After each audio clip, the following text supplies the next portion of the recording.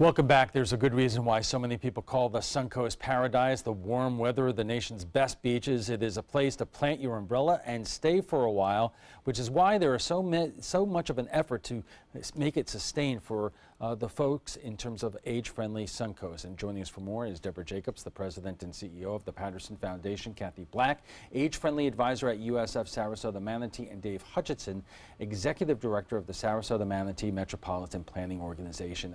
I said during the break I have so many questions, and I'm going to start with this. You know, my parents, they retired to Florida like so many people, and when they first got here, everything was fairly easy. They were able to go out and take classes at the local university, go out to healthcare, make social networks.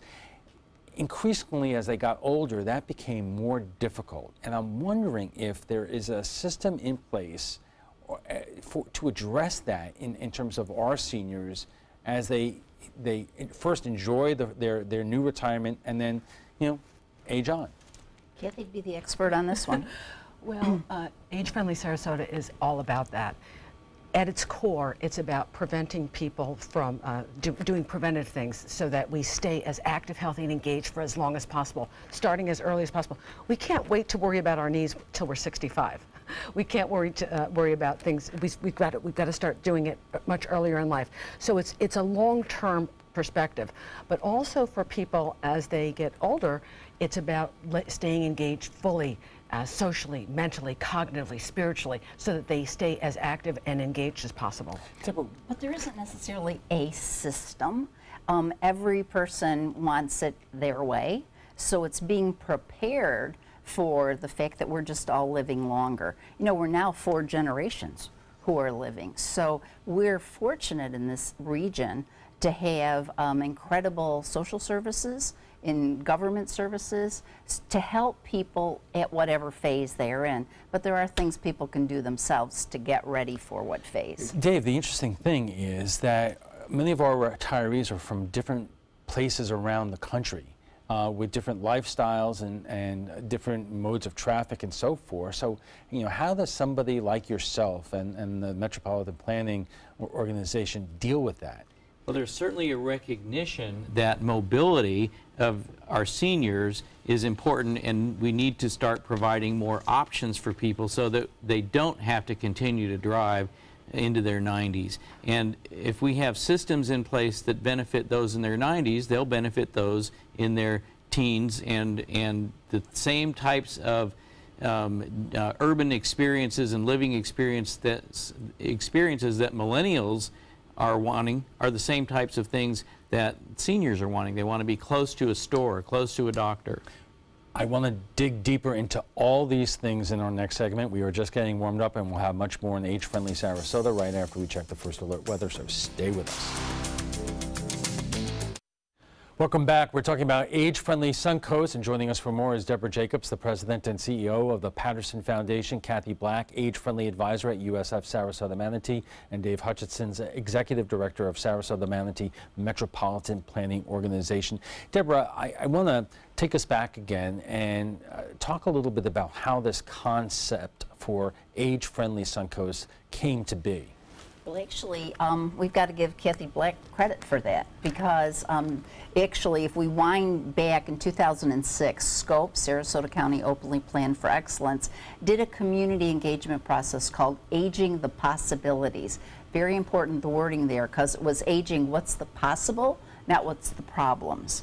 And through that community engagement process, a number of things emerged. ITN, the Independent Transportation Network, was born, incubated, and is now with us. Institute for the Ages came out of it. And when the Patterson Foundation was doing its legacy initiatives, we decided to do one that was called Aging with Dignity and Independence as a community participatory study. And we contracted with SCOPE, who contracted with Kathy Black, and we did a study. Kathy's an Energizer bunny, and she kept it alive, and she learned about the World Health Organization's global network. And to her credit, on her own, she went and talked to the county commissioners. And from there, the Patterson Foundation felt there was an opportunity to support a movement. Well, let's talk about that a little bit, Kathy, because as I was saying before, in terms of my experience with my parents as they retired, the biggest obstacle was the continuity of care, whether it's involving health care planning or financial planning or getting around. Is that the core of what we're trying to talk about here? Well, remember, the work, again, is covering aging across the spectrum. So it's trying to help people age well from as early stages in life as possible, and as well as for people who are already at older stages. How do we keep people healthy? Providing rehabilitative services, palliative care, right through the end of life. And we know that community features matter to people, the homes that they live in, access to transportation and services, communication they receive, being treated with respect, activities that they partake in, opportunities to engage in work or volunteering. All of these things matter to people, and of course our healthcare services and other community supports that help people age well. You know, a lot of people, some of the things they struggle with most in their later years are things that are not covered by healthcare services. Things like caregiving, widowhood, dealing with chronic illness. This is where the community needs to come together. And if it wasn't for the Patterson Foundation, this movement would not be happening in this community. And I want to dive more into that. But Dave, first I want to ask you, a lot of the things that Kathy is talking about is dependent on terms of getting from here to there. And so it raises a lot of questions, including our transit system and our mass transit system. And basically, how do you and your colleagues try to address these issues? Well, we know that we can't continue to get around the way we do now for the next 30 years. We can't afford it. We won't have enough roads. We can sometimes afford to maintain the roads we have but not add new ones. In other communities, it's hard to even pay for repaving the roads that we've got. Gas taxes are down compared to the costs of our transportation system. So looking for alternatives that will still help people get around, because no one wants to give up independence. What are some of the ideas out there? Well, programs like transit, mass transit, buses, they're affordable for those who are able to catch the schedules of the buses. Increasing those schedules so that they serve more people is an option. Programs like the Independent Transportation Network, where people have an arrangement, they don't need a smartphone, they have an arrangement with ITN and have their mobility option provided. And also Uber is an example. Which I've discovered is an incredible thing. And we had a panel at the AgeFriendly Festival, that discussed some of what the different innovations are in each of those areas. Deborah, how does the Patterson Foundation determine what to support both financially and with other resources, and what will be most helpful to our population no matter what age they are? Well, in terms of the age-friendly network, the Patterson Foundation believes and has learned when you connect people, nonprofits, businesses, government, and media, and they're all talking about it or engaged from their respective positions, we can come up with new possibilities that turn into new realities. So in the transportation, I wanted to tag on to Dave.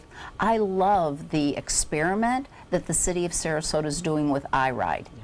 I mean, you call it, they are at your door, it's a free ride, and you just pay with whatever tip you want. So I mean, that's an experiment. And I watched iRide go to the Pines, which is a senior living facility where the seniors who think, I want to go downtown and have breakfast, and they can do iRide. That, I would imagine, opens up the doors for so many people who, when they lose the ability to drive themselves, become basically homebound in many ways. Yeah.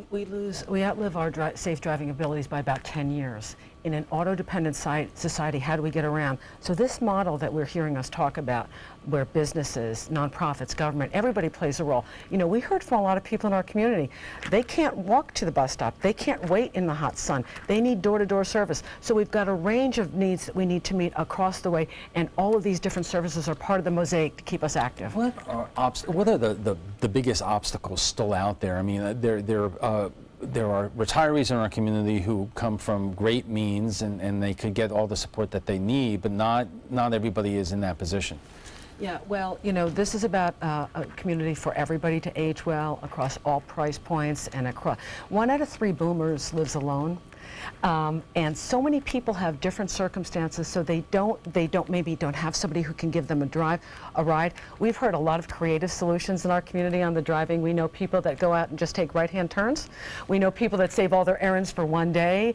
You're seeing an increase in home-delivered meals, the autonomous vehicles on the horizon. There are so many things that are out there. And there's neighbors helping neighbors. Neighbors helping neighbors. That's one of the other things about the age-friendly movement, is helping people meet their neighbors and act as a community to care for each other.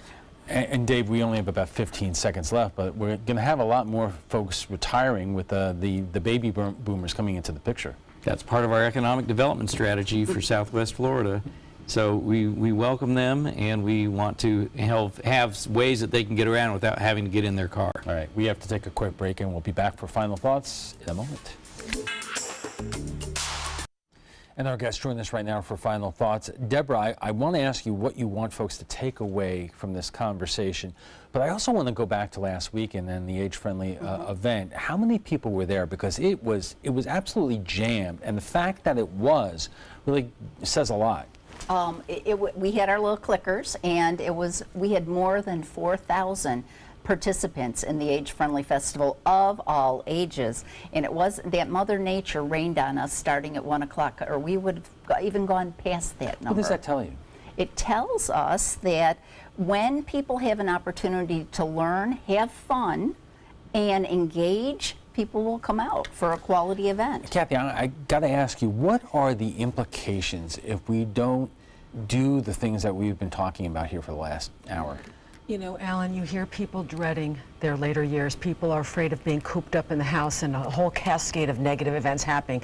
Depression, falling, risk of scamming. This is about creating the future that we want to be so that we all live fully as much as possible. So this is benefiting not just us, but it's benefiting all of us. So planning for our longevity and thinking about how the community can make it better for all of us, that's what this is about. Dave, you know, when you talk about the shared transportation, that seems like it's a great idea and that we're utilizing it more than ever before. But when we're talking about mass transportation or having enough roads and highways to accommodate the influx of people moving to our area, that takes money, which seems to be in short supply these days. That is the biggest challenge in transportation, but it's also a very exciting time with some of the potential that's out there for change in the future. Okay. All right, we have to wrap up our conversation. I want to thank all of you for being here tonight. Just before we go, we want to share with you what some of you had to say about last night's topic on city-owned properties in Sarasota. The city of Sarasota is only about 25 square miles, but owns more than 200 properties. That includes some valuable bayfront properties. Some of them have been rented out for only $1 a year. So we went to Facebook to learn what you think. And Lily says, being rented out for only $1 a year, are they on welfare? If not, why so cheap? Tommy says they want to raise money by reinstalling parking meters. It didn't work the last time and it won't work this time either. Charge the going rate and stop sucking off the taxpayers. Bob says they will hold on to them until their high income tax-based citizens need them for something like the proposed Bayfront 2020. All city property is basically being handed over to build a bigger performing arts hall, symphony, and anything for the performing arts. Well, if you'd like to join the conversation about tonight's topic, just visit our Facebook page at facebook.com/mysuncoast.com.abc7. And FYI, you can watch past discussions on demand. They're available on Apple TV, Amazon Fire, and Roku. And just a reminder, if you want to stay up to date on the latest local breaking news and see the alerts on your phone, iPhone users and iPad users will need to download our new news app. Just go to the App Store and search for WWSB or My Suncoast. Android users, you have no problem. You're just going to get the new version automatically. We want to thank our guests for being here tonight. Deborah Jacobs is the president and the CEO of the Patterson Foundation. Kathy Black, age-friendly advisor at USF Sarasota Manatee, and Dave Hutchinson, the executive director of the Sarasota Manatee Metropolitan Planning Organization.